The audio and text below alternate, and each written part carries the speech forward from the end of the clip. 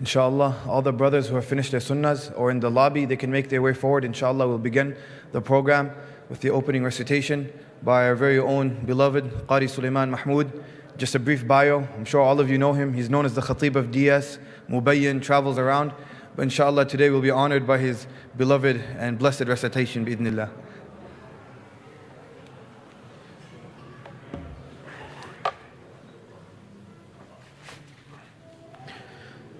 السلام عليكم ورحمة الله وبركاته.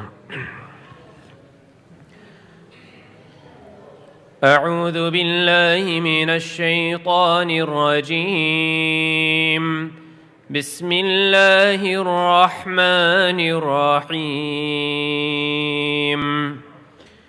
والنجم إذا هوى ما ضل صاحبكم وما غوى وما ينطق عن الهوى إن هو إلا وحي يوحى علمه شديد القوى ذو مرة فاستوى وهو بالأفق الأعلى ثم دنا فتدلى فكان قاب قوسين أو أدنى فأوحى إلى عبده ما أوحى ما كذب الفؤاد ما رأى أفتمرونه على ما يرى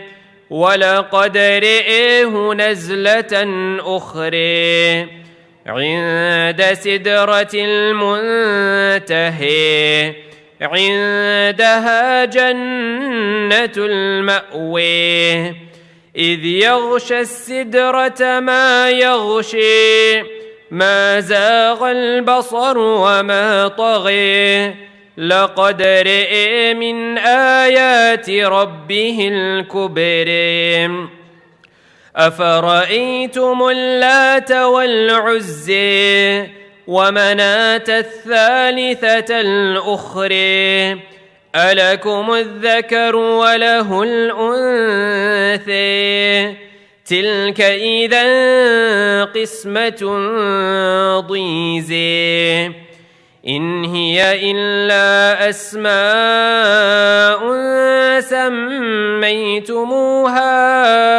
أنتم وآباؤكم إن هي إلا أسماء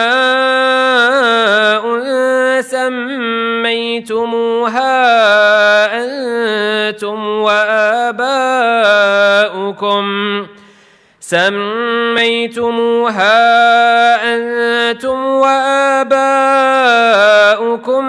ما أنزل الله بها من سلطان إن يتبعون إلا الظن وما تهوى الأنفس ولقد جاءهم من ربهم الهدى أم للإنسان ما تمنى فلله الآخرة والأولى صدق الله العظيم. MashaAllah, barakallah fi. We are very honored and blessed for that beautiful recitation. Inshallah, moving forward with the rest of tonight's program, inshallah, I want to just briefly introduce Mawlana Abdul Basit, who perhaps needs no introduction. But just briefly, Mawlana Abdul Basit is originally from Islamabad, Pakistan. After earning his bachelor's in economics from the University of London, he did his 4-year Sharia studies from the Department of Kulliyatul Sharia at Jamiatul Rashid. He holds certifications in personal development trainings such as strategic visions, parenting, time management, bridging differences, and other workshops. MashaAllah, along with his diverse background, he holds the weekly dars of seerah every Thursday, and he also has expertise in tafsir of Quran. And additionally, he also is supervising the Islamabad chapter of Al-Ihsan courses, a project of Jamiatul Rashid. So without any further delay, I would like to give the floor to our respected and honorable teacher, Hadrat Mawlana Abdul Basit.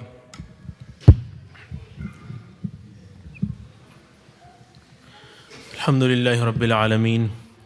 Wassalatu wassalamu ala rasulihil kareem. Amma ba'd. قال الله تعالى في كلامه المجيد أعوذ بالله من الشيطان الرجيم بسم الله الرحمن الرحيم سبحان الذي يسرى بعبده ليلا من المسجد الحرام إلى المسجد الأقصى الذي باركنا حوله لنريه من آياتنا صدق الله العظيم اللهم رب اشرح لي صدري ويسر لي أمري واحلل عقدة من لساني يفقهوا قولي. Alhamdulillah, Allah subhanahu wa ta'ala has blessed us with this opportunity to sit and discuss that amazing event which only happened on once in the whole history of this world and universe. Allah subhanahu wa ta'ala had sent more than 100,000 prophets, so the wahi came thousands of times. Angels came thousands of times to different prophets, but this event of Isra and Mi'raj only happened once with Rasulullah sallallahu alaihi wasallam. So this uniqueness of this event itself is very important to discuss, but there are so many other reasons that we need to discuss this topic. One of the reasons of discussing this topic is that it is mentioned in Quran and Hadith as well. Secondly, it is part of our belief. There are so many aqaid related to the event of Isra and Mi'raj. Then it shows the high or highest ranks of Rasulullah sallallahu alaihi wasallam. And then definitely when whoever is doing it is Allah subhanahu wa ta'ala. The one who is doing it is Allah subhanahu wa ta'ala. So definitely this shows the greatness of Allah Jalla Jalaluhu. And then there are so many lessons that we can derive from this event. It is not only an historical event, but there are so many lessons and adab which we can learn from this one event. So inshallah we'll try to briefly discuss this because the event itself requires maybe like if we are doing such events every month, then the whole year will be not sufficient to cover the topic of Isra and Mi'raj.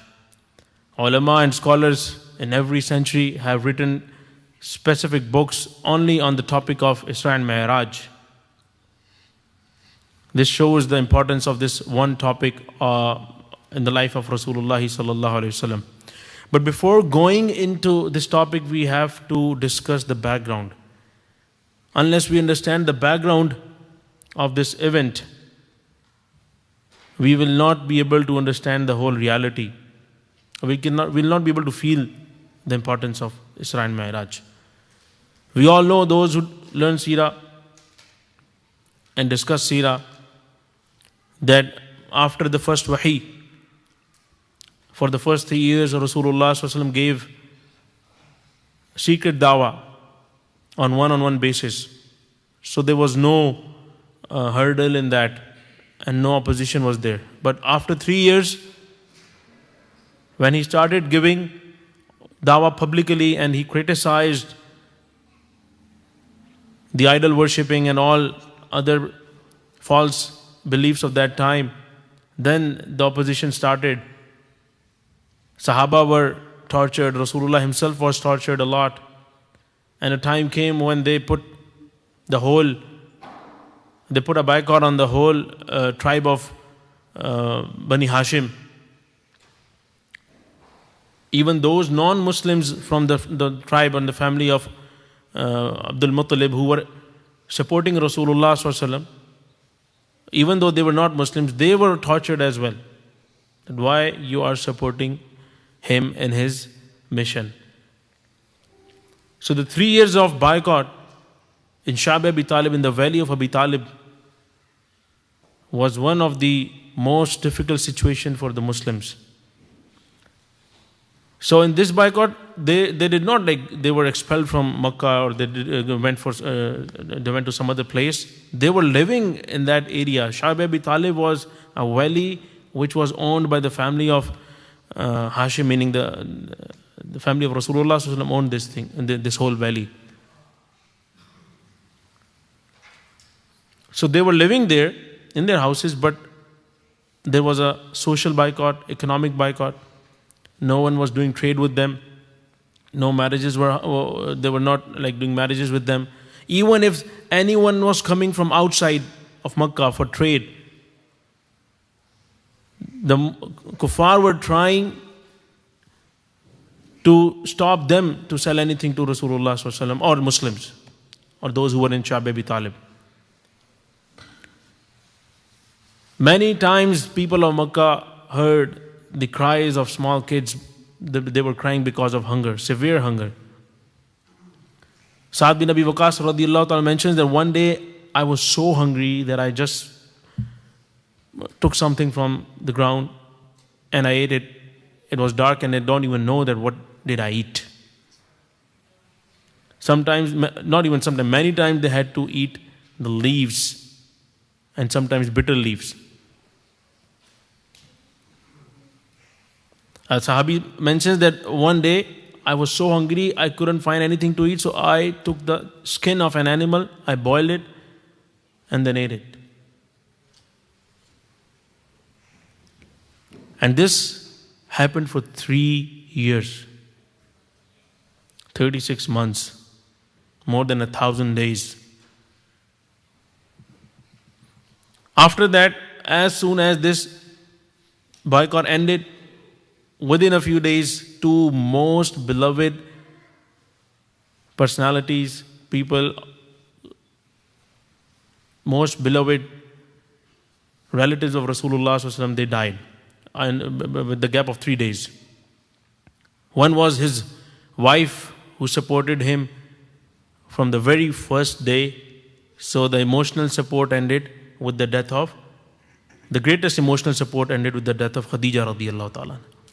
And then the death of Abu Talib, his uncle, who was not a Muslim, but he was the leader of his tribe. So the political support was provided. The biggest political support inside the Makkah was provided by Abu Talib.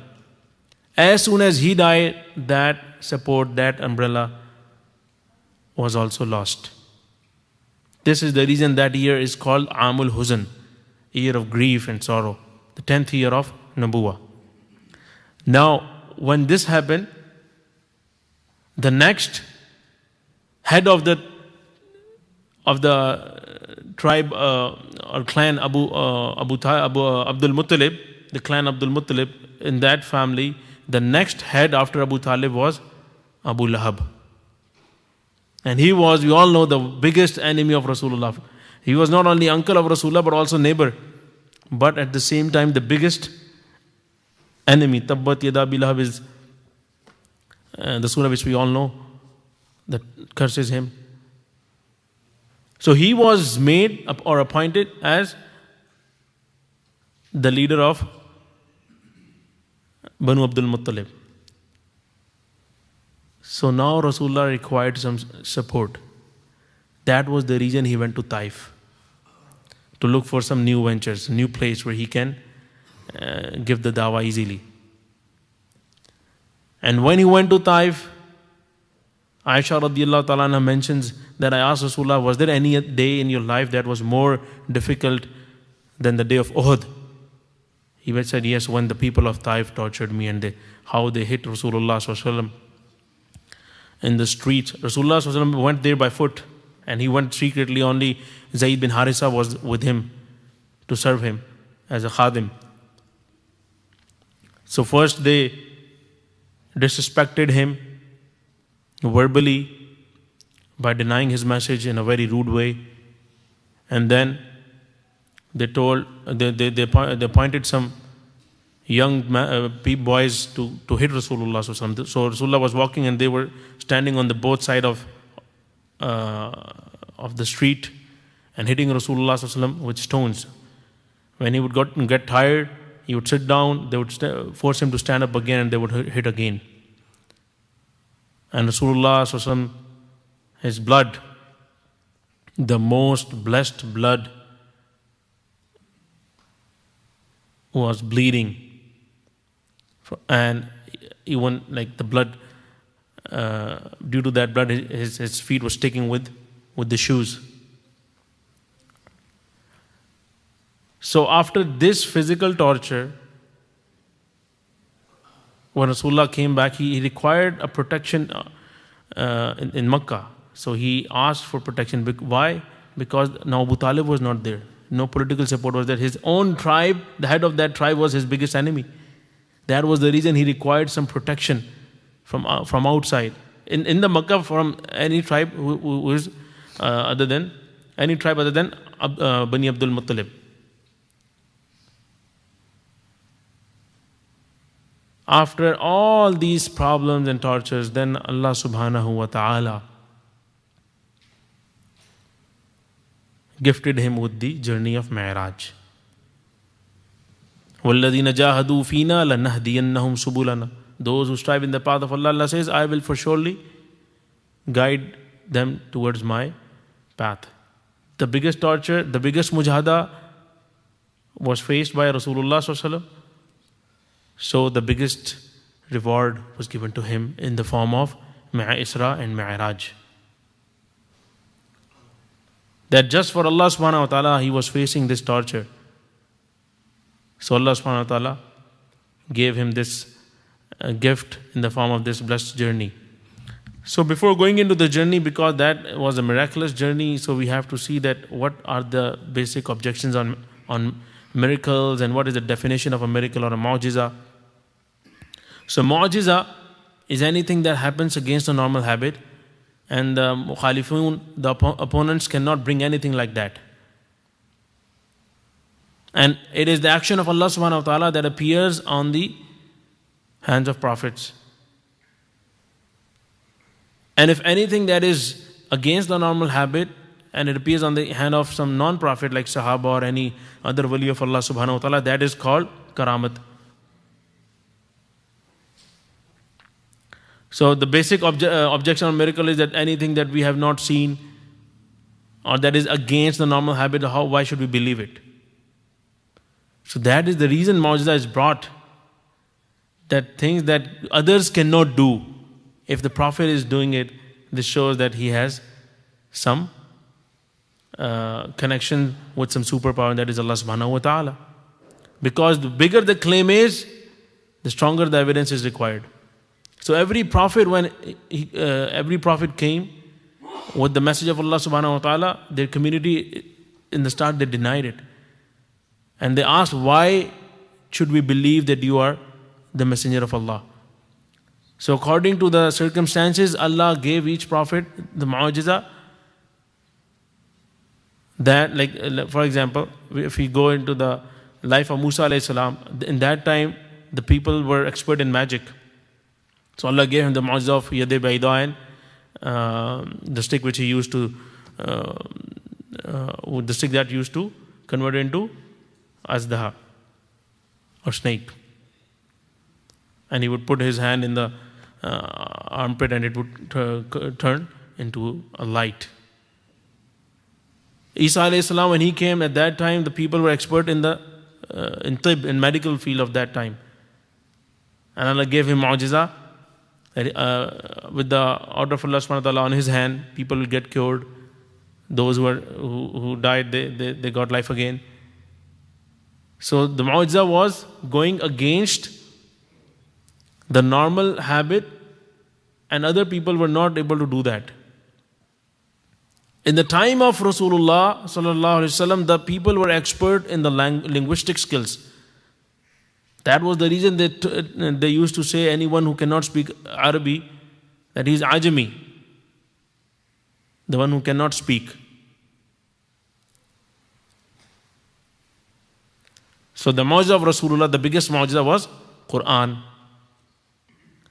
And it is the living mu'jiza.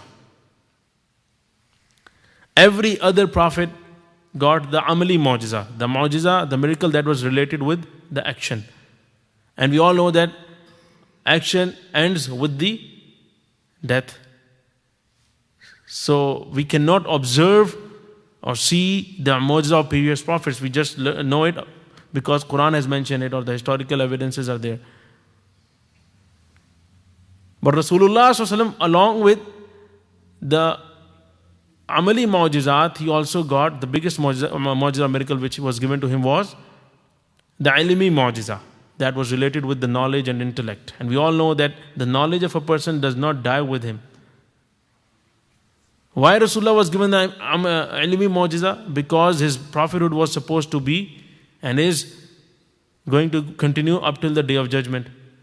So the Mu'jiza will remain there up till the Day of Judgment, and anyone in any time can see and look into it, and he can get the proof that this Quran is from Allah subhanahu wa ta'ala. Is it difficult to understand? So, and Quran has this claim that no one can even write a single verse like it. All the modern technology, the AI, or all the experts, even in that time and today, they are unable to produce one single verse like Quran. So it's a living mu'jiza.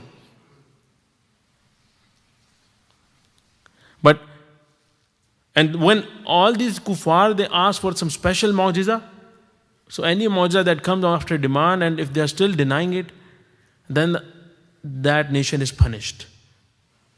Like it happened with the people of Samud.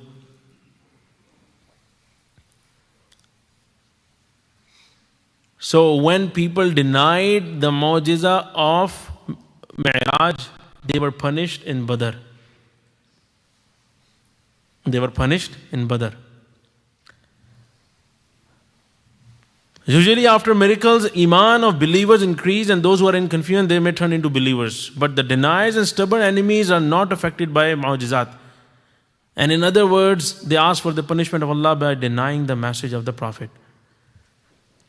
So when you look into the miracles of Rasulullah, there's another division. One is like that category of miracles which require intellect, like character and actions, Quran itself, prophecies about him in the previous holy books, prophecies by Rasulullah that came true, and stories of previous nation which he told, although he did not went through any formal education. So all these things, when we see and learn, if we use our intellect, that the intellect will take us to this point that yes, he was the true prophet. And then there are some mu'jizat which require senses, like when he splitted the moon, only those were able to see who were present there. Or multiple times it happened that there was so much barakah in the food. If normal people would if normally only 5 people were able to eat some food, with Rasulullah dozens of people ate the same food. It happened multiple times. So this was some mu'jiza that happened, but only those who were present there, they were able to see that. Now let's come to this mu'jiza of Mi'raj. Allah mentioned this in Quran, in Surah Isra, Subhanalladhi asra bi'abdihi laylan min al-masjid al-haram ila al-masjid al-aqsa alladhi barakna hawlahu linuriyahu min ayatina innahu huwa as-sami' al-basir.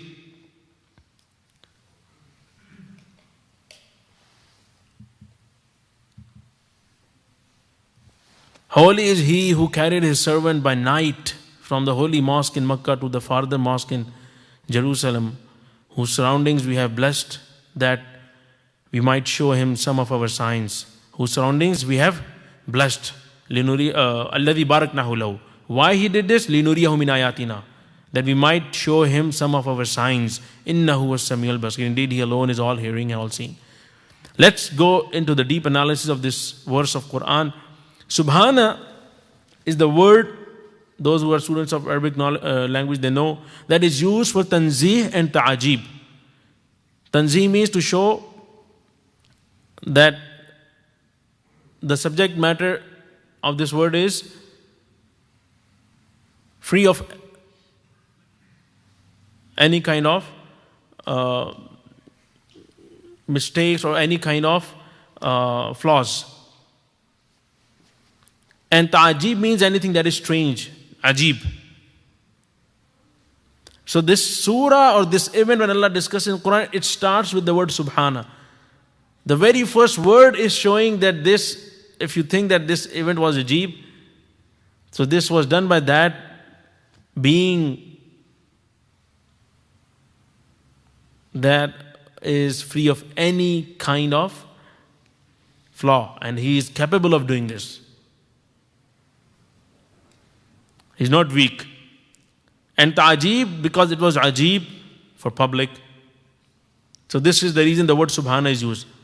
Subhanalladhi asra bi abdihi. So the word abd is mentioned. Why the word abd is mentioned? This opens up so many, subhanallah, this clears so many questions. The word abd is used here. So Allah did not mention a Rasul or Muhammad or any other word. The word abd is used. So no one can put Rasulullah on the maqam and status of Allah subhanahu wa ta'ala. Like previous nations did this. When the miracles were given to them, Christians, they said that Isa is God.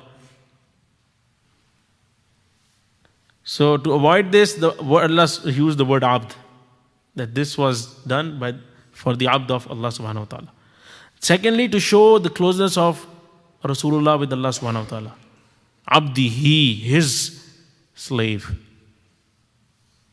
And abd, the word abd is the combination of soul and body, which shows that Rasulullah's soul did not go alone, his body was also there in this journey. The word abd is showing that he went there with both soul and body, and it was not something that only happened in the dreams. Then the word Layla is used. Laylan is used for tab'iz, like some part of it. This journey happened in some part of the night. And why night was chosen? Because night is the time for solitude, for khalwa.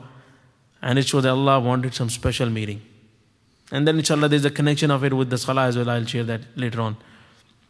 Then Allah mentioned Barakna hawlahu, Masjid Aqsa.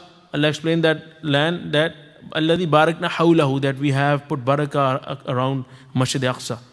What kind of barakah? Both worldly and dini barakat. Dini barakat because that was the land of prophets. Many prophets came there.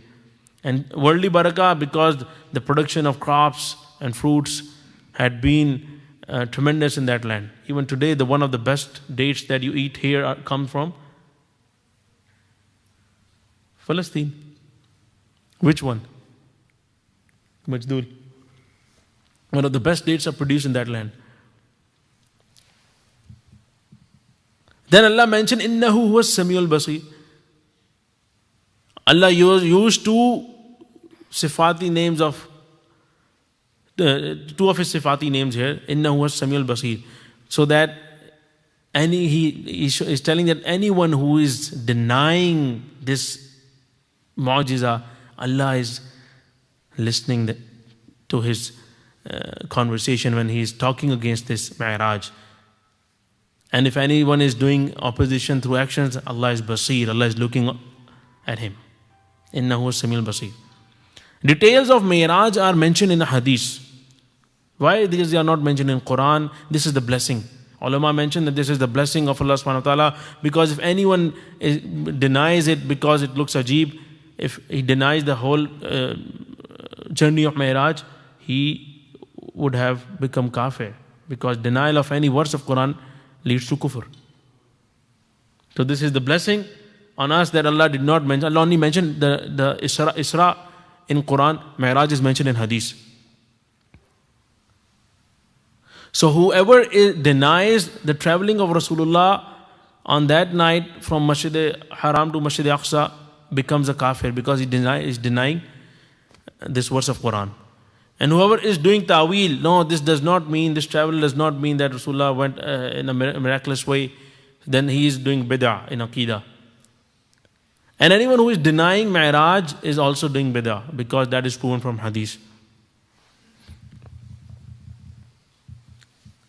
When did this happen? There are 10 different opinions on the date. 10 different opinions on the date.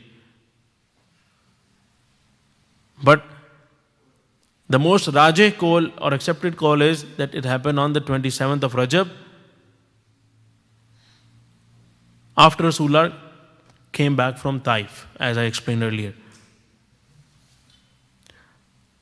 Meaning of Isra and Mi'raj. Isra means traveling at night. And Mi'raj means a ladder. Why it is called Mi'raj? Number one, he was given uruj. He went to meet Allah subhanahu wa ta'ala and he was elevated. But some narrations also tell that a stair or ladder was brought near Baytul Maqdis through which he reached the skies. Some ulama mention beautifully that wahi, we all believe in wahi, that wahi came to Rasulullah. So wahi is when message comes from arsh to the earth. And Mi'raj is when Rasulullah went from earth to the arsh. This is the difference between wahi and Mi'raj.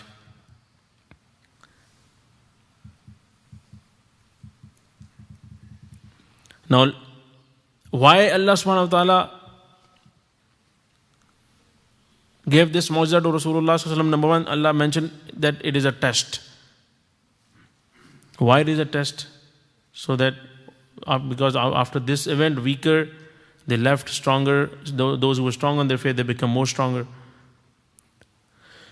And Isra, the travel from Baitul Haram, Masjid Haram to Masjid Aqsa, was to show that Rasulullah is leader of all. What does this mean? To show that Rasulullah is now the custodian of the both Qiblas. The holy places were divided among Ibrahim alayhi salam's sons.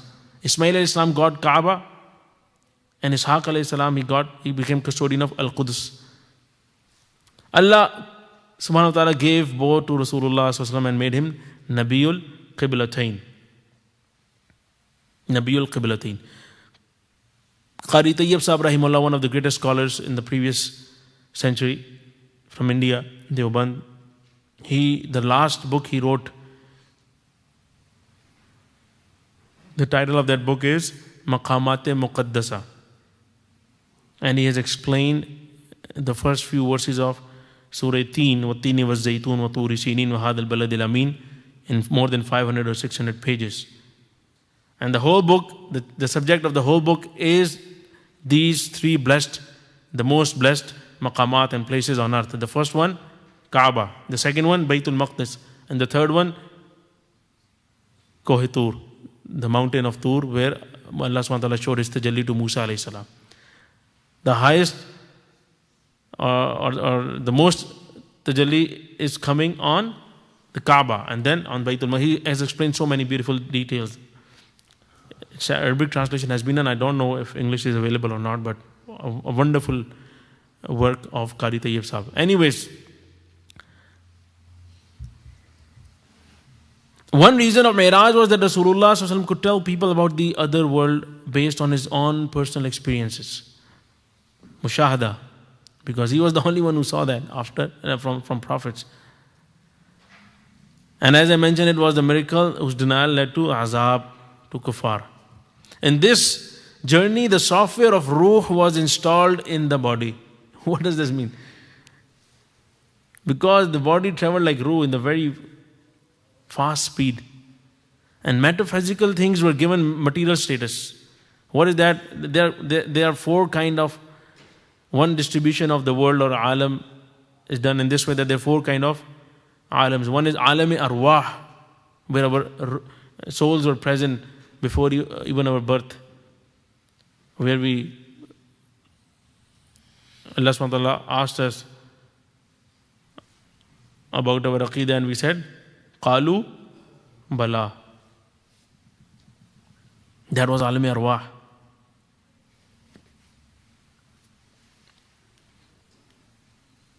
Then the second one is this world where we are living. And the third is alam-e barzakh, after death. Where do we go? Although our bodies are buried in the ground, but up till the day of judgment, what will happen? What kind of ahwal will come? How azab or reward will be given? These are all the details of alam-e barzakh. And the last one is Alam-e-Akhirah, the judgment day and whatever will happen there. So during Mi'raj, Rasulullah went through some of the ahwal of Alam-e-Barzakh or Alam-e-Amsal. These might be something like which are difficult to understand. How many Sahaba narrated Mi'raj? 21 male Sahaba narrated the event of Mi'raj. And more than 4 Sahabiyat from the women's side, they shared the event of Mi'raj. This shows that the authenticity of this event. That although Mi'raj is not mentioned in Quran, Isra is mentioned in Quran, the first part of the journey, but still so many Sahaba has narrated the event of Mi'raj.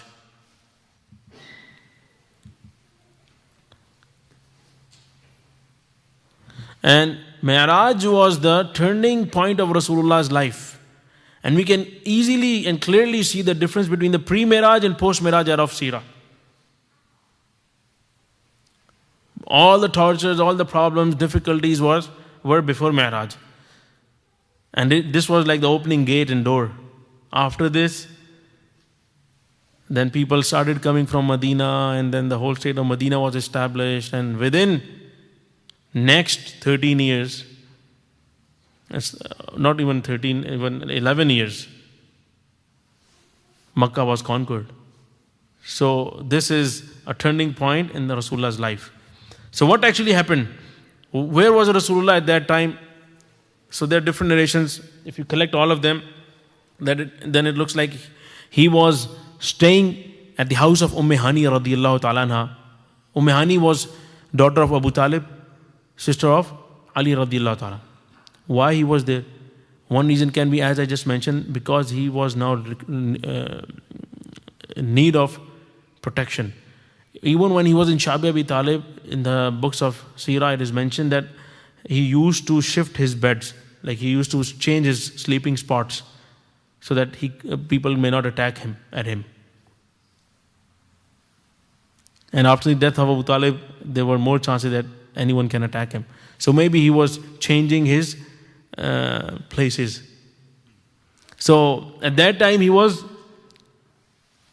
living in or staying in the house of Hani, and definitely with all the protocols of Haya and Parda. And the time was after Isha. So angels came through the roof. The start of the event was showing that today something strange is going to happen. And then they took Rasulullah SAW to the Hatim area. Hatim is that like semicircle that we see today with the Kaaba. The first 3-4 rows where people pray there, that is actually the part of the Kaaba from Hatim. So he then went there. Okay, the people of Makkah, because at that time, the Mataf area today, at that time, people of Makkah, they had their houses there. And many of them at nights, in the hot nights of Makkah, they used to sleep outside their houses near the Kaaba. So after that, Rasulullah SAW was taken to Hatim, so he again slept. Then what happened? Jibreel alayhi salam came with Mikail, and Shaqqa Sadr happened. His chest was open. And the heart was washed by Zamzam. Why this happened? Because in this journey he had to meet Allah subhanahu wa ta'ala. So he was empowered with some extra noor and hikmah and other stuff. Just like when I read in the book, just like today when we travel, even if we go for Umrah or Hajj, we need some extra vaccinations so that we are not affected or we can stay there smoothly. That was not like that vaccination, but there was something extra that was required to absorb the anwarat of that meeting. So Iman along with hikmah was poured into the heart of Rasulullah from a gold tray. That was the booster for Iman and hikmah. Why gold was used? Gold is haram for men in Sharia. One answer is because the answer is that angels were using it. The tray was used by angels, not by Rasulullah sallallahu alaihi wasallam. And they're not mukallaf of Sharia. The second answer is gold was made haram in Medina. And the third is that Mi'raj is related to the world of Akhirah, and gold will be used in Jannah. So that was the reason. It will be allowed to use the gold in Jannah. So this is the reason gold tray was okay to use. And when Zamzam water was used to clean or wash the heart, this shows ulama have this beautiful discussion that the water of Jannah is Abdul or superior or Zamzam, because every other stuff came from Jannah, but the water which was used was Zamzam. Then there was a special kind of ride for Rasulullah sallallahu alaihi wasallam, taller than a donkey and smaller than a mule. It is called buraq. White color. Even today, when there are special meetings of the head of the states, special cars are used to bring them. So that was the best journey with the best of the humans. So definitely the most special ride was used. Jibreel alayhi salam was holding the stirrup for him, and Mikail alayhi salam was holding its bridle, and they first went to Medina, like they traveled through Medina, because Medina was in the middle. If we go from Makkah to Sham, where Baitul Maqdis was present, so Medina was in the middle. And then to Sina Valley, and then to Madian, and then to Baitul Laham. Why they went there? So when they were crossing Medina, Jibreel alayhi salam told Rasulullah to pray 2 rakat here, because this was not the name of that city at that time. But then there was a land where palm trees were present. So he told Rasulullah to pray here and told him that you will migrate to this place soon. And then when he was crossing the Sina Valley, the place where Musa alayhi salam met Allah subhanahu wa ta'ala, saw the tajalli of Allah subhanahu wa ta'ala, used to talk with Allah subhanahu wa ta'ala. He told him to pray 2 rakat here. Then he went to Madian. Madian was the place of Shuaib alayhi salam. He prayed 2 rakat here. And the Baytullah was the birthplace of Isa alayhi salam. He prayed 2 rakat here. This event shows that praying at holy places is good for getting barakah if there is no ta'zeem of makhluk in praying. If we are not doing, like we are doing ibadah of Allah subhanahu wa ta'ala, definitely. But praying at some holy place is to get barakah is fine.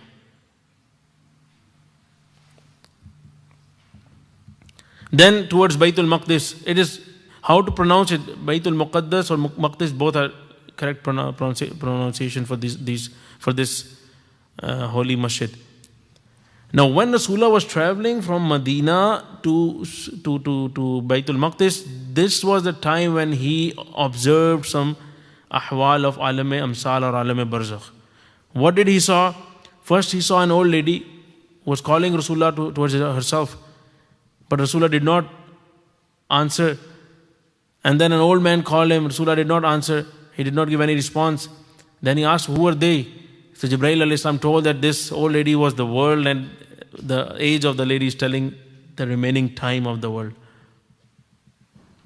that it is going to end soon. And the old man was Iblis. Then a group greeted Rasulullah sallallahu alaihi wasallam with salam, and they were Ibrahim, Musa and Isa alayhi salam. Now the question comes in, these prophets who are in their graves, like Musa and Ibrahim, and Isa alayhi salam is in the heavens, and so how he met them here? That discussion inshallah will come in the next few slides. Then he went over the grave of Musa and saw him praying. Previously Musa met him, now he saw Musa alayhi salam praying in the grave. So Anbiya are alive in their graves. This is the Aqidah of Ahlus Sunnah wal Jama'ah. Anbiya are alive in the grave. So praying in the grave is not like because this is an order again. This is because they enjoy praying. Then Rasulullah ﷺ saw some people who were scratching their body by copper nails. He asked Jibril, who are they? Jibril told, these are the backbiters. This is like to show that this will be the way the backbiters will be punished. Then he saw some people swimming in the stream and eating stones. Who are they? They are those who take interest. Riba. Then he saw some people who sow and reap in the same day and the crop grows again. Who are they? They are mujahidun. Then he saw people whose head were crushed again and again. Head was crushed, then they got a head again and it was crushed again. Who are they? These are those people who miss their salah without any reason. Then he saw some people who were grazing thorns and stones of hell and grazing like cows.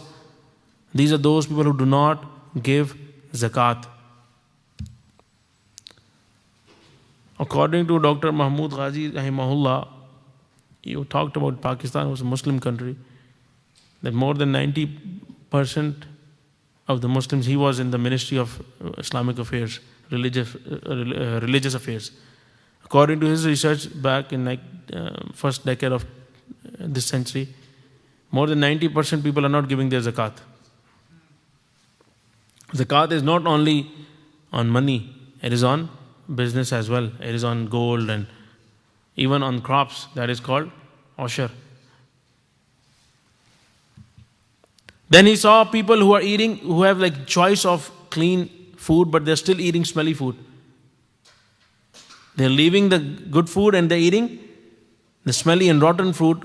These are the people who Jibreel told that who have their wives, but still they commit zina.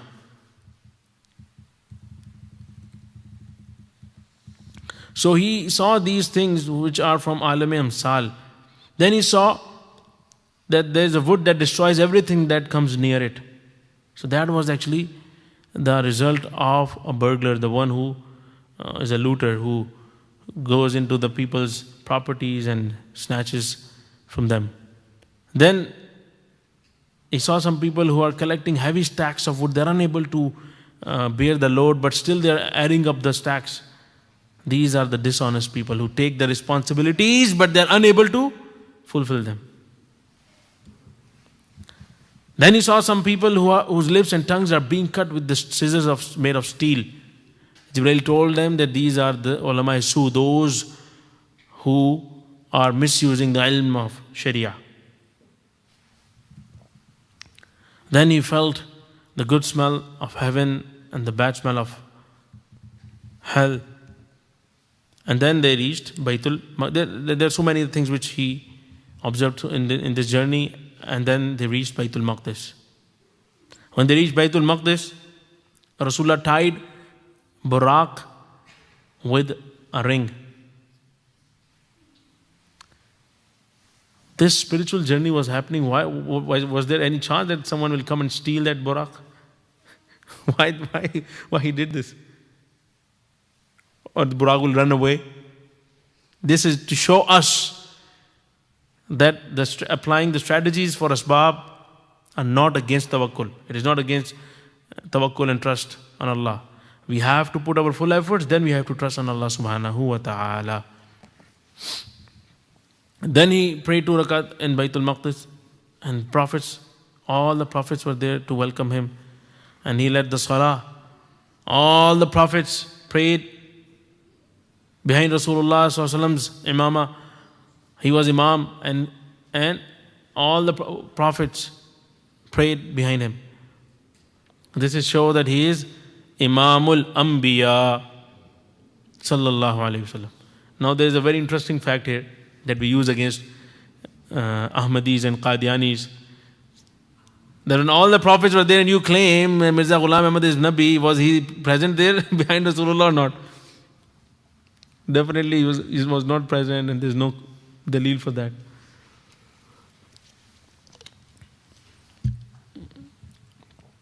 Different prophets met Rasulullah sallallahu alaihi wasallam and praised Allah subhanahu wa ta'ala and mentioned their specialties which Allah gave to them. And when he left Masjid Aqsa, there was a test. He was offered 3 cups. Cup of milk, cup of wine and cup of water, and he preferred cup of milk. So milk means ilm and knowledge.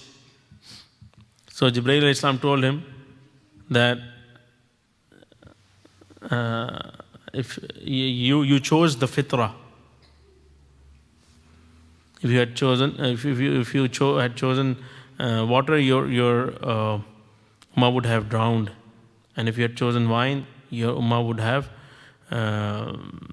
gone astray, like the complete ummah. Then the journey towards Arsh, which is called Mi'raj, it started. So there were 10 Mi'raj, 10 times Rasulullah sallallahu alaihi wasallam was ascended to the higher level. So inshallah we'll see one by one. So then they started moving towards skies. In the first Mi'raj, at the first sky, he met Adam alayhi salam, who was smiling. He saw Adam alayhi salam, and Adam alayhi salam looked at his right side, he smiled, and then looked at his left side, then he cried.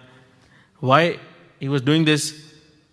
So Jibreel alayhi salam told him that when he looked at his right side, he saw all his sons, or daughters who are going to go into Jannah. So he smiled. And when he looked at his left side, he saw the faces of all those people who are going to burn in Jahannam, so he started crying. So in all these skies, when he met different prophets, he greeted them. And on the second sky, he met Isa alayhi salam and Yahya alayhi salam. What was the hikmah behind this? What was the hikmah?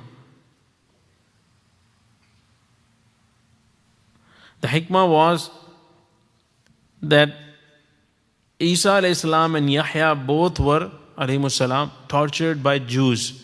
So Rasulullah was told that he will be tortured by Jews. So this is like a comfort for him that your previous brothers were also tortured by these enemies. And when he went into this to meet these prophets, they welcomed him. Marhaba bi akhin salih wa nabiyyin salih. We are welcoming our pious brother and pious prophet. Third sky, he met Yusuf alayhi salam.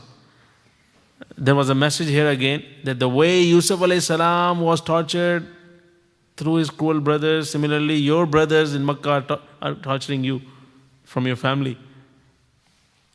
Abu Lahab was one of them. Then he met Idris alayhi salam at the fourth sky. There was a message here because Idris alayhi salam is said to be the prophet who invented qalam. So Rasulullah sallallahu alaihi wasallam had to write letters to the kings of his time. To the kings of his time. He wrote multiple letters to Roman and Persian empires and Ethiopian king. So this was the message here, that he has to do this in future. He met Harun alayhi salam at fifth sky. So what was there? So Harun alayhi salam, brother of Musa alayhi salam, when his people denied him and his message, Allah gave punishment to those leaders of Bani Israel and they were punished to death.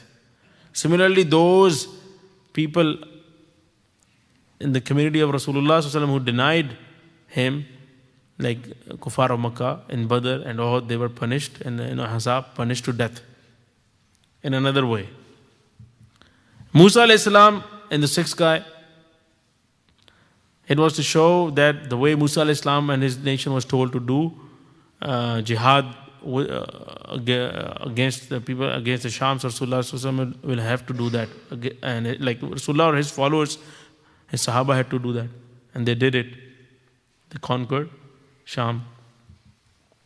Ibrahim alayhi salam in the seventh sky, And when he went there, he saw Ibrahim alayhi salam was leaning with the Kaaba. Which Kaaba? Baytul Ma'mur. This is the Kaaba that is right on the top of the Kaaba we have in this world. And this is the Kaaba where every time 70,000 angels are doing tawaf. And those who do tawaf once, they do not get a chance second time. This shows the number of angels. So he was leaning with the Kaaba. And this meeting showed that the way Ibrahim alayhi salam did Hajj, Rasulullah sallallahu alaihi wasallam and his Ummah also had to do Hajj. We have very limited time, otherwise all these meetings have like different details. Then these were like 7 ascensions. Now the 8th time, the 8th Mi'raj, he went toward Sidratul Muntaha, which is the border place. Angels even cannot, including Jibreel, cannot cross this spot, this point. This is the reason it is called Sidratul Muntaha. Sidra means jo beri hoti hai. What is that called? Ber ka darakht. Berry? Have you ever tried Sidr honey? Have you ever seen that? It is difficult to find here. So Sidr honey is a product of this tree here in this world. So there Allah SWT had made this tree, which is Sidr tree. And why it is called Muntaha? Because no makhluk can cross this border area. So any message that comes from Allah SWT stops at this station, angels receive it, and then all the a'mal that go from downstairs, like from the world, this is the point where they reach. Because angels cannot go beyond that. Sidratul Muntaha. The only makhluk that went beyond that point was Rasulullah sallallahu alaihi wasallam. Then he saw, after crossing Sidratul Muntaha, he saw Jannah. He visited Jannah, and this was after Sidratul Muntaha, the 9th Mi'raj. He went to Shariful Aqlam. This is a place where he could listen the voice of the writing pens. This is a place where angels write down decisions of Qaza and Qadr from Lohe Mahfuz. And after Shariful Aqlam, then he went to the 10th Mi'raj, which was the climax, to meet with Allah subhanahu wa ta'ala. And Rasulullah sallallahu alaihi wasallam mentioned that I saw the Noor-e Azam, the great Noor of Allah subhanahu wa ta'ala. In that meeting, what happened we do not know. How it happened we don't know. We know what Rasulullah told us, that he saw the Noor-e Azam. He saw the tajalliyat of Allah subhanahu wa ta'ala. There is an ikhtilaf among Sahaba that did Rasulullah sallallahu alaihi wasallam see Allah with his eyes, or did he not see? Or they say, like, did he see him with the eyes of heart, or he saw him with his physical eyes? The Rajih Qawl, or the adopted opinion, is that he saw him with the physical eyes as well as with the qalb. So both were enjoying the sight of Allah subhanahu wa ta'ala. But those who are denying, like Aisha radiyallahu ta'ala anha denies it. So the denial means that he did not saw the way he will see him in Jannah. Because in Jannah there will be the kamil sight of Allah subhanahu wa ta'ala that will be shown to especially the people like prophets and Rasulullah sallallahu alaihi wasallam. So this sight was not like that sight which will be shown in Jannah. So that is the reason some Sahaba deny it. And in that meeting, when we go and visit someone, what is the trend? How to treat your guest? When the guests come, so we try to, when they're leaving, we try to give them some gifts as well. So this is considered as the best type of hospitality. So similarly, Allah subhanahu wa ta'ala gifted him with the salah, 5. Started with 50 and it then reduced to 5. But we'll get the reward of 50 by praying these 5. And then last 2 verses of Baqarah, Surah Baqarah, and the forgiveness for believers. What does this mean? That the ummah of Rasulullah sallallahu alaihi wasallam, if they are dying with iman, even if they have committed sin, after getting the punishment of those sins, they will at last enter into Jannah. So these were the gifts that he received from Mi'raj. When he was coming back, he met Musa alayhi salam. Musa alayhi salam asked, Kya hua? What happened in the meeting? So he told that this happened and he gave 50 salah, the gift of 50 salah.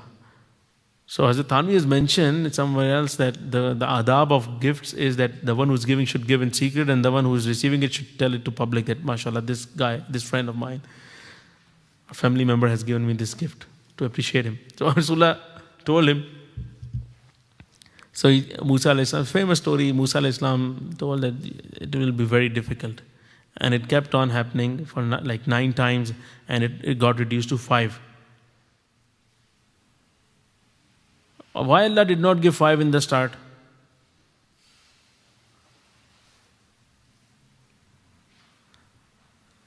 Why He did not give 5 in the start?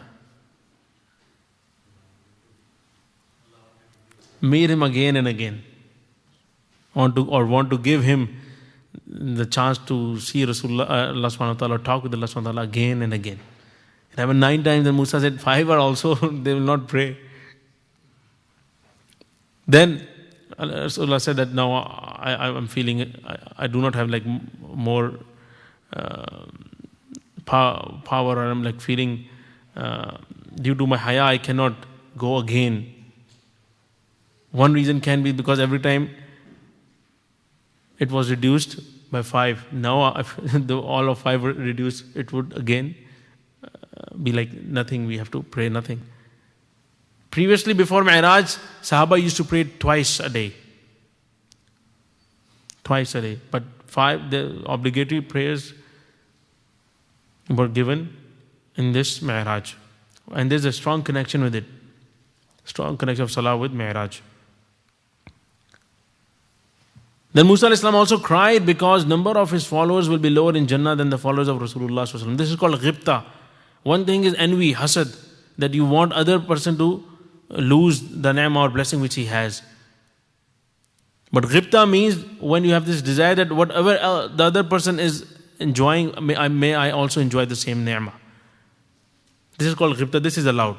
So he was crying that I wish my followers, the number of my followers were more than the followers of Rasulullah, but in Jannah, but the opposite is going to happen.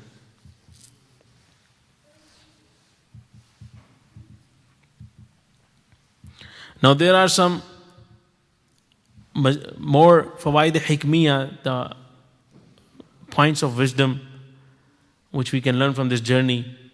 When Rasulullah met all these prophets gave khutbahs on their virtues and fazail.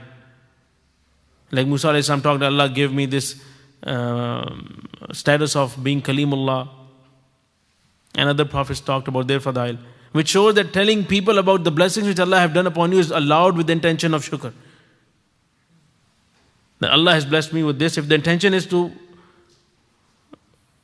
that people may praise you, then this is not fine. If the intention is that you are doing shukr of Allah subhanahu wa ta'ala, then that's okay. He saw Ibrahim alayhi salam sitting with the Qibla, which shows that to sit with the Qibla, with your back on the Qibla, is allowed, although for us, the adab is to avoid it without any, if there is no reason for that.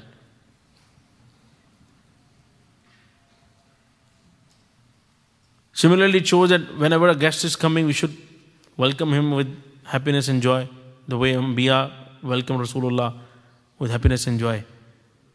Rasulullah said salam to each prophet when he reached there. This shows that a person who is coming should say salam first. Even if he is better than the person who is already sitting. So in all the meetings, Rasulullah is Afdal in status than all other prophets, but he says salam. This shows that even Afzal is coming, and the Mafzul, the one who is not superior than him, he is saying the superior has to say salam because he is the one who is coming in the majlis. I didn't get that. Could you try again? Giving a good and noble advice is good even if it is given to a better person. So Rasulullah was Afzal than Musa alayhi salam, but still Musa alayhi salam was giving advice to him. This shows that giving a good advice is fine and okay and good even if someone who is, the one who is giving the advice is lower in status than the other one. Okay, when Rasulullah came back from this journey, he told Hani in the morning that this is what happened at night. So Hani radiallahu ta'ala said that please don't tell this to anyone because people will make fun of you and a fitna will happen. But Rasulullah shared it with public. This shows that if showing something may create fitna, we should avoid its publicity, as Hani suggested that.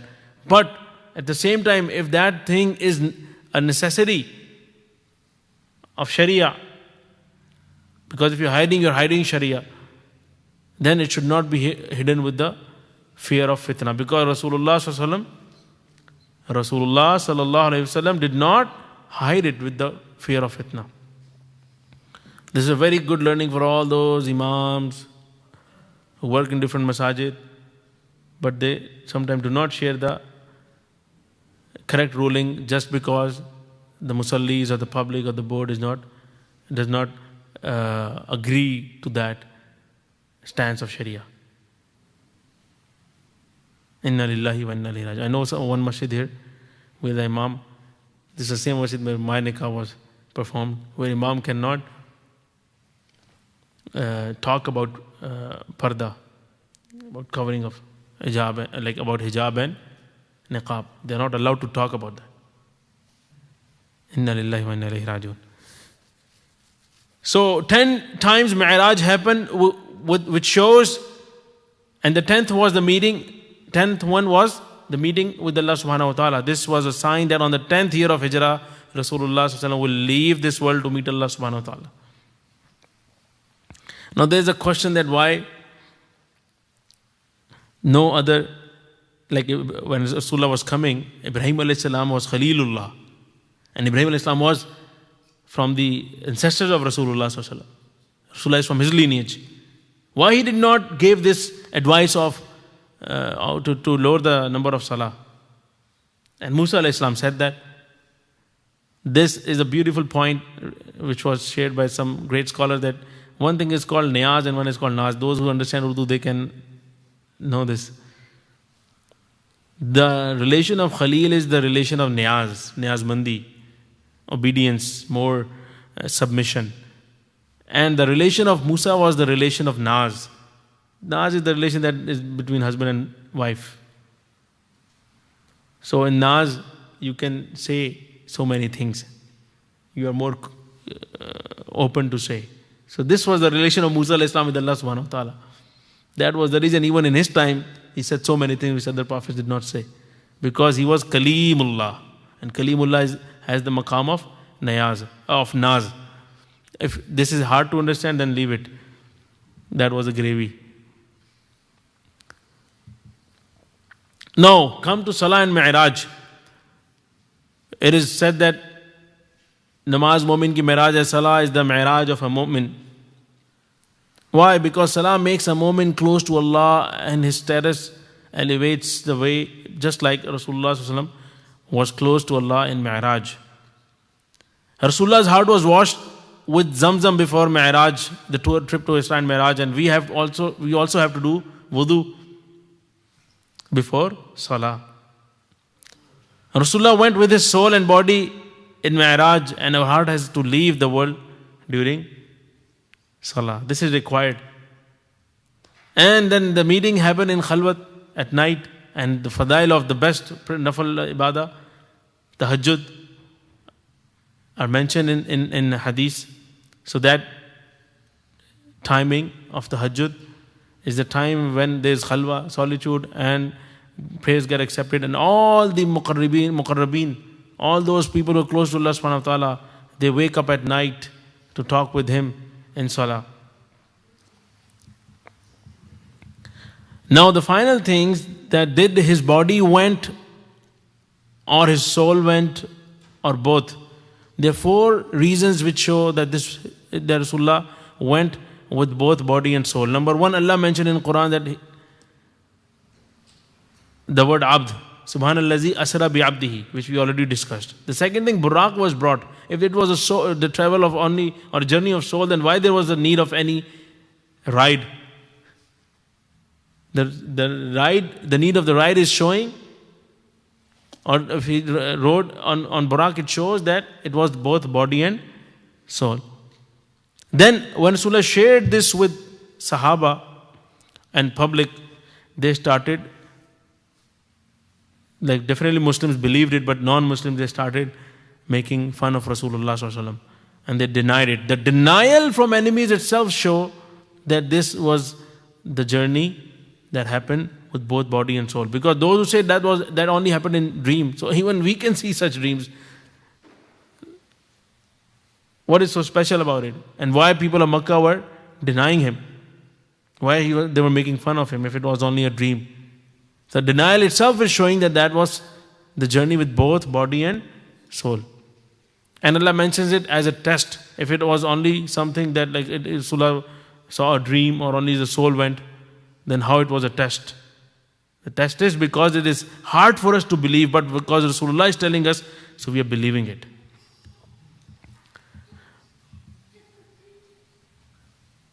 Objections on Mi'raj. First one is discussed. The second one, how is it possible to go in space without oxygen, and other important scientific measures. One answer is Tawheed, that everything is possible for Allah. Allah created the whole universe. Allah made all these rules of the nature which we are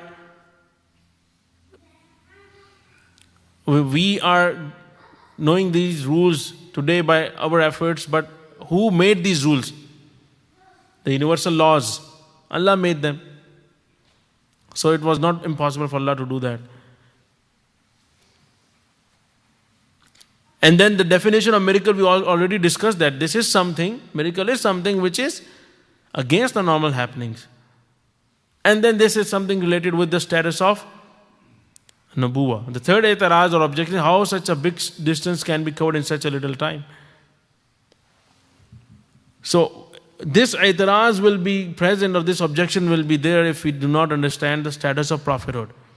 How we can understand the status of prophethood? This example can help us, which was given by Mawlana Ali Mia beautifully, that when Rasulullah first publicly gave dawah to the people of his tribe, we all know that he went to the Mount Safa and he called them, Ya Sabaha, Ya Sabaha. All people came there who were present. And there's a beautiful fiqh of it, that why Rasulullah chose this spot and this way of calling. Because in that time, this was the norm, that anyone who has to share some important news, he would go to Mount Safa. Just like today we go to the press clubs. Or today, there's no need for that, we just tweet. But the officials, they go to the press club.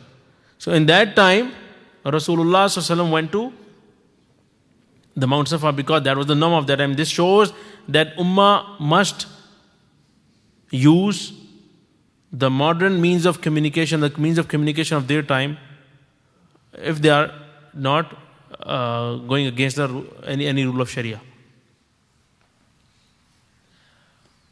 So they all came here.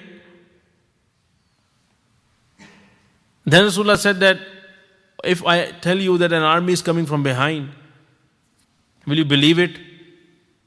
They all said yes. Why? Because they trusted Rasulullah because of his truthfulness and honesty.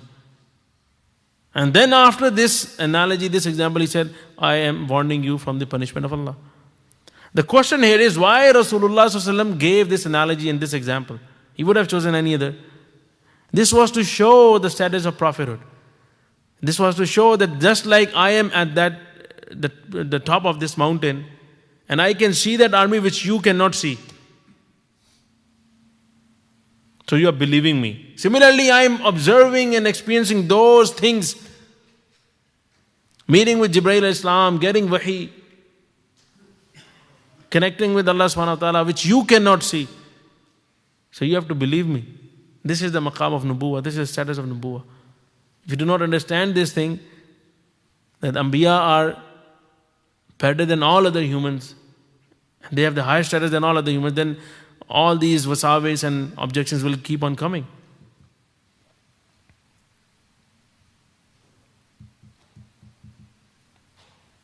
Another objection is done that, okay, if we say that they went to Masjid Al-Aqsa, but Masjid Al-Aqsa was not constructed at that time and there was no structure of Masjid Al-Aqsa at that time.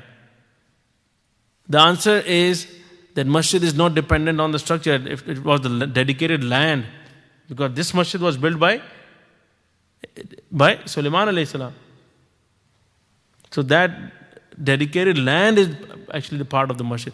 At any time it can be demolished for reconstruction maybe, or if enemies are attacking. So it does not mean that land is not a masjid anymore. And then in open land all the prophets prayed salah behind Rasulullah sallallahu alaihi wasallam. Maybe that was the benefit of it. What was the reaction of people of Makkah? They laughed, they clapped, they bullied him. And then they asked Rasulullah, okay, because they knew Rasulullah never went to Baitul Maqdis before. So they asked, if you went to Baitul Maqdis, so tell us some things about how many windows are there, were there, or how many doors were there, and these kind of things. So Rasulullah did not go there to count the windows or doors. There was some higher maqsad behind it, higher purpose. But at that time, Rasulullah really got irritated with this question. But Allah subhanahu wa ta'ala, He showed him. He brought that whole area in front of him. And then Rasulullah sallallahu alaihi wasallam told them, okay, these are the answers of your questions.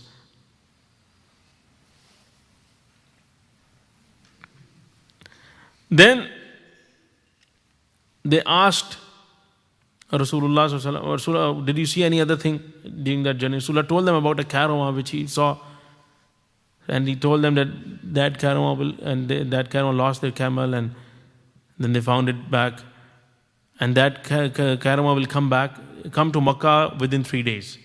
So you can ask them. So after 3 days, the third day was ending, the sun was going to set, but that group of people did not come. So Allah subhanahu wa ta'ala, just to give this high rank to Rasulullah sallallahu alaihi wasallam, He showed that He delayed the setting of the sun on that day. The sun set late. This is called Hafsu Shams. And when that group of people came and they shared the stories which Rasulullah already shared with them, with the people of Makkah, then it was another daleel of the truthfulness of the story and journey. But then they started saying, okay, he's doing magic on us. Because they were stubborn. But on the other side, Abu Jahl went to Abu Bakr radiallahu ta'ala and he said that, have you heard what your friend is saying? He is saying that he went to Baitul Maqdis in one night.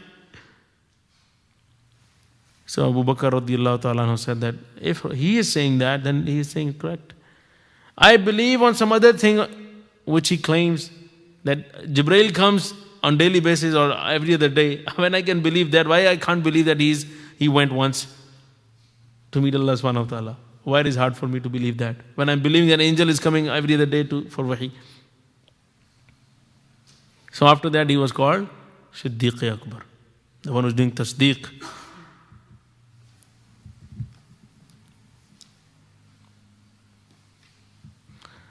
So this Mi'raj also shows the Khatmun Nubuwah of Rasulullah sallallahu alaihi wasallam. The highest point for the makhluk is Arsh. And Rasulullah reached the Arsh. So this shows that there is no one coming after him as a prophet. Prophethood has ended at Rasulullah sallallahu alaihi wasallam. Ulama have mentioned that the gift of tawazu of Rasulullah sallallahu alaihi wasallam towards Allah. Rasulullah was very humble towards Allah subhanahu wa ta'ala. So Allah gifted him with Mi'raj. And Rasulullah was also very humble towards the other humans. So this humbleness was gifted. Because of this humbleness, he was gifted, or he will be gifted with shifa'at. These two ranks which were not given to anyone else will be given to Rasulullah. One was given already and one will be given to Rasulullah sallallahu alaihi wasallam because of his kamal of tawadu. Now what is this alam amsal where Rasulullah sallallahu alaihi wasallam saw all these things? So alam amsal is a medium to connect materialistic world with the spiritual world. It's just like our Sheikh used to give example of a pot. Just like when you have to cook food, you need a pot. If you put food directly on fire, so if the amount of food is less, uncooked food, the fire will burn it. If the amount of food is more and the fire is very small, then food will, due to the large amount of food, the fire will distinguish. So to maintain a balance, you need a pot. Similarly, this alam barzakh is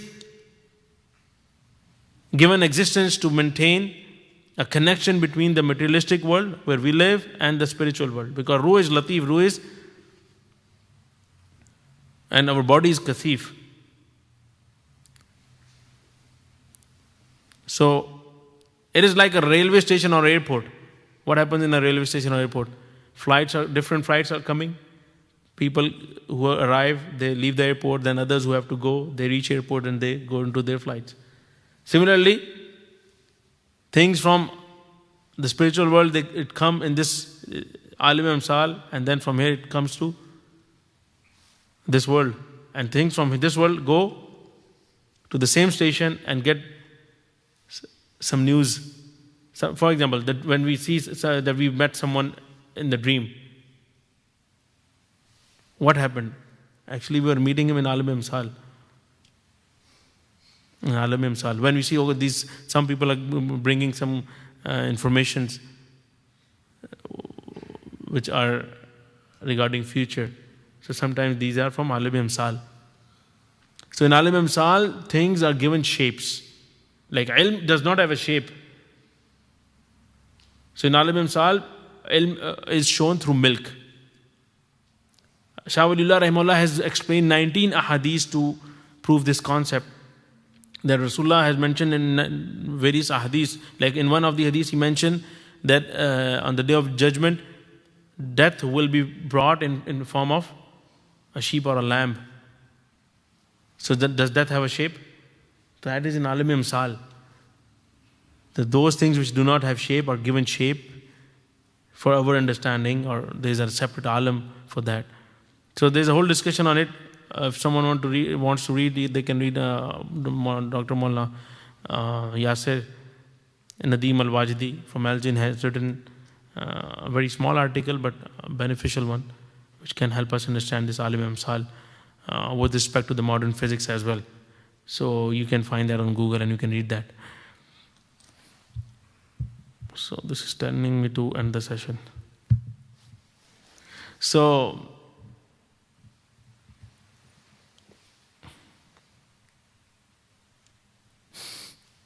I think someone has come from alim amsal.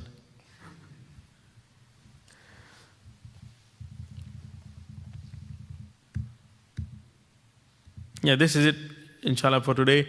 So the whole purpose of this discussion was to understand the greatness of Allah subhanahu wa ta'ala, the greatness of Rasulullah sallallahu alaihi wasallam, how he was given this mu'jiza, and so many points of wisdom we learned in this, that happened in this journey, and what we have to believe that Rasulullah went to Baytul Maqdis. If someone denies it, he's doing kufr. If someone is denying Mi'raj, he's doing bid'ah. And regarding meeting Allah subhanahu wa ta'ala and all the other meetings with the prophets, we learned so many points of wisdom there. If there's any question, then you can ask through Slido, or those who are sitting here, they can raise their hands, they can ask.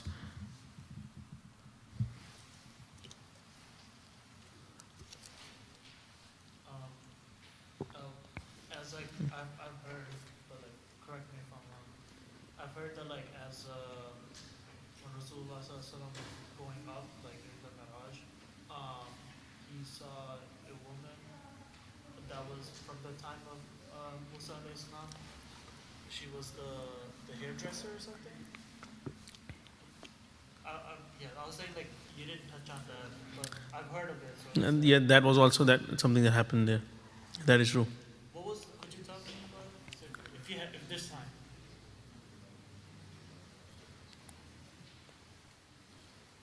She was the mother of like the baby, right? Who spoke? Yes, she was the hairdresser of Firaun, who accepted Islam, and Firaun punished her. So Rasulullah saw her in a good status, in good state. Ji. These are the questions from Slidos.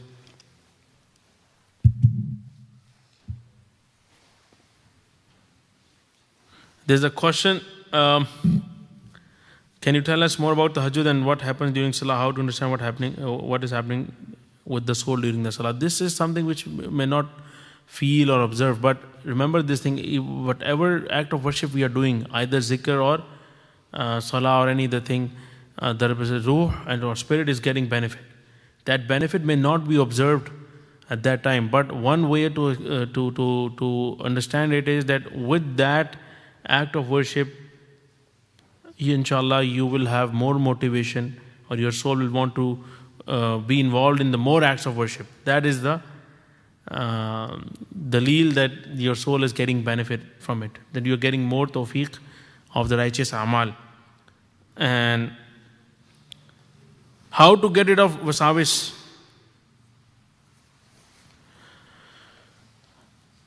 The best remedy of wasawis or the evil thoughts is to ignore them. Remember one thing, Mawlana Thanvi has mentioned it multiple times in various of his writings, and Mawlana Taqi Sahib has also explained that the only solution of wasawis or how to fight them is to ignore them. If you will fight the waswasa, you are arguing with it, this is from shaitan and he is a better alim than you, then you will go into depression. All these people who are in depression, they are unable to get this thing, that they start arguing with the wasawis. So a new waswasa comes in, and then they argue with that, and a new one pops up. So the best way to tackle waswasa, either it is coming in salah or outside salah, is to ignore it and get involved in some other work or in other positive thoughts. How to pray tahajjud? Tahajjud is like a nafal salah. You have to make the intention after Isha. The time starts from Isha, after Isha up till Subh Sadiq, and the best time is the last part of the night, last one third of the night. So this is the continuous sunnah of Rasulullah sallallahu alaihi wasallam, and this is the time where Allah has mentioned in Quran, تَتَجَافَى جُنُوبُهُمْ عَنِ الْمَضَاجِعِ. Those people whose backs are actually the word Allah uses is jafa, like betraying their beds. Definitely when we are waking up at night earlier, then we are doing jafa with our beds. We are leaving our beds. So Allah says that the reward they will get in Jannah will lead, their eyes will get coolness with that. What is the complete verse?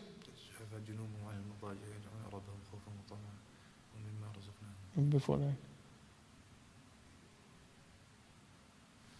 So, as Thanvi has mentioned, if you are unable to wake up for tahajjud, but if you wake up at night, like maybe for drinking water or anything, then you can try to at least sit and do some jafa with your bed and do some zikr for 5 minutes or 2 minutes or 3 minutes. Inshallah, you will also come under this verse.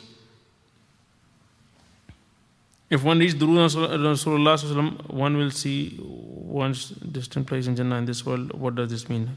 I did not mention this. I don't know from where this comes.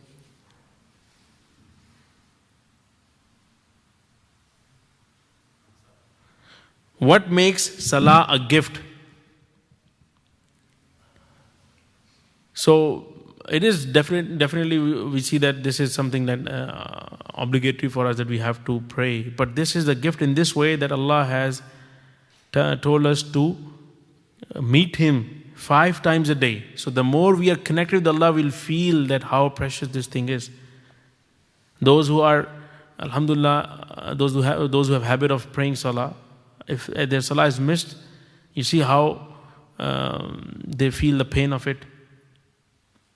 If one salah is missed, or we get someone who's missing even the jamaat, how much he's in pain that I missed my jamaat today because I have a habit of not missing it. So this is the connection with Allah subhanahu wa ta'ala, and the way our soul is benefiting from it makes it the special gift.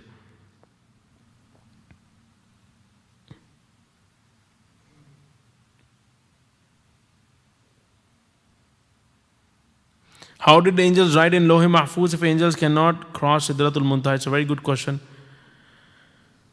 One answer of this is that those who are above Sidratul Muntaha, maybe they are already above Sidratul Muntaha, those who are below it, they cannot cross this spot.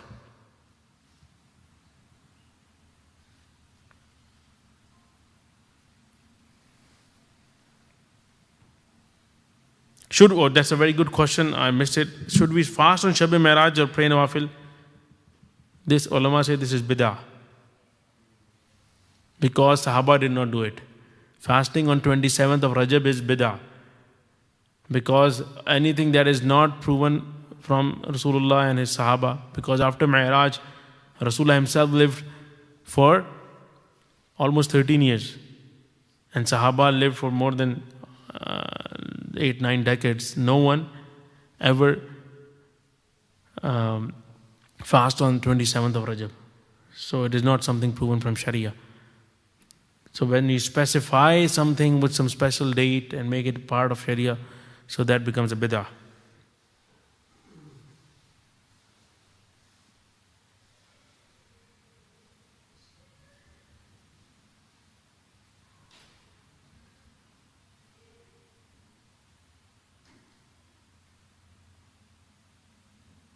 If someone seems to be a good person and he's a Jew, how to deal when Jews were stated as enemies? Number one, every Jew is not enemy. Number two, Rasulullah, see how Rasulullah dealt with them. If they're not fighting you, then Rasulullah was very nice with them. In the whole Madani life, you see how he treated non-Muslims. So if you have like non-Muslim neighbors, Jew or Christians, you have to be nice with them and show them that your deen is telling you to be nice with them.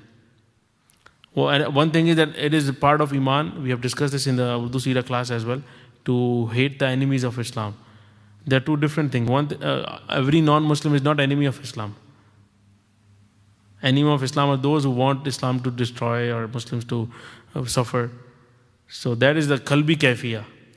But still, we cannot misbehave in normal conditions with them.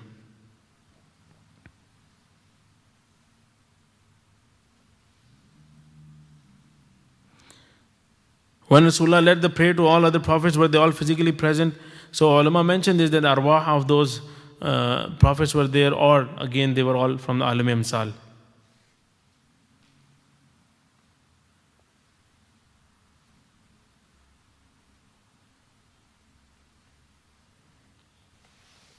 He said there is one ayah mentioning about Isra, but the second part is elaborated in Surah Najm. So there's ikhtilaf on that thing, that when the Kaaba Qawsaini or the night is, it did not happen during the Mi'raj. It happened. Rasulullah saw Jibreel alayhi salam on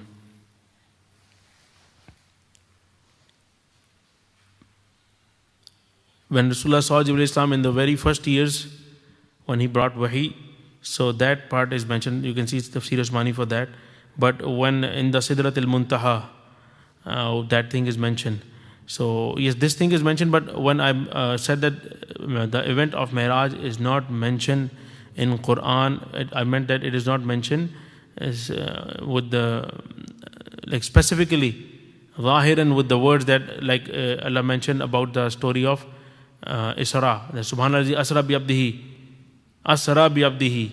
He took his slave and the part of a night to this part, to this part. But that is not mentioned about Mi'raj specifically in Quran. That detail is mentioned in Hadith.